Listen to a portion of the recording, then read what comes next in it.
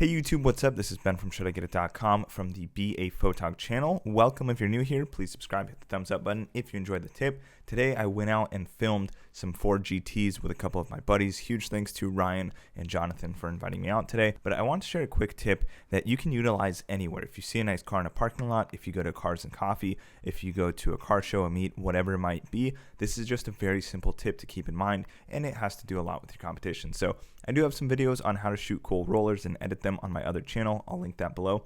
But in this one, I want to talk about how to make parking lot shots look a little bit cooler. And we'll start with the actual taking the photo part. So the actual photography, right? The first tip is to fill the frame, and we'll analyze this in a second. So here we have a photo. This is typically what you'd get on a cell phone, right? And we have this kind of ugly E350 in the back with the tire turned. We have a bunch of stuff in the parking lot, all these poles, this, bush area over here. We have the store, a lot of really distracting elements and dirt on the ground. The easiest thing to do, instead of having to Photoshop all this stuff out, is fill your frame with really what matters in the image. So yes, this is awesome that there are 3 Ford GTs, but this looks like a snapshot. And in this image, you are focusing and showing the details of the car. So you can see, for instance, this Ford GT has a straight pipe exhaust setup, and you can see the details here on the rear deck lid, and you can see the details on this Ford GT and this one here. And the next step would be to take this image. This is with no editing at all, keep that in mind, and then blow this out using a brush. So we just took a Dodge brush, we lightened it up a ton. So you can see literally all we did here is we took this brush and brushed this area. So if I turn off the brush right here by hitting reset, you'll see that that's all we did. We just added a brush at 100% brightness and then brushed in here, and it looks like it's just blown out. And boom, super quickly we cleaned it up, and that's because there wasn't a ton to do. We could do the same thing to cover the door right there. And this is kind of janky, so I would crop in even more or zoom, but that's just to show you an idea. And then the next step, what we could do is we could Photoshop out the ground. I would do this in Photoshop. Here's what it looks like in Lightroom.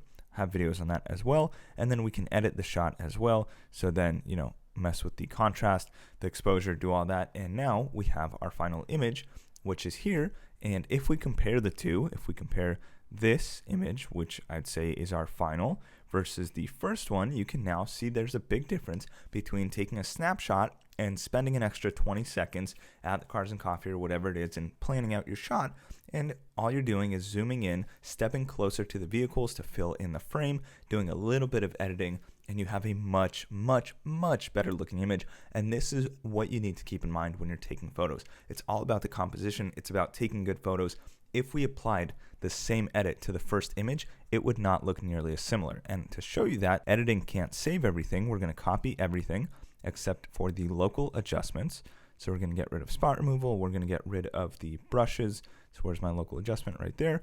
And we're going to put it on this shot, and you'll see that it does definitely make it look a little bit better. But when we take a look again, see, there's just so much going on here that's distracting. You have the parking lines, you have the other cars, the store, all that stuff. And this image on the right tells more of a story and is a much better image. So that is a quick tip. I hope you guys enjoyed this one. I have another example of it right here. You can see the cars from the front. You have the headlight of this GT4. You have the 3 GTs from Ford.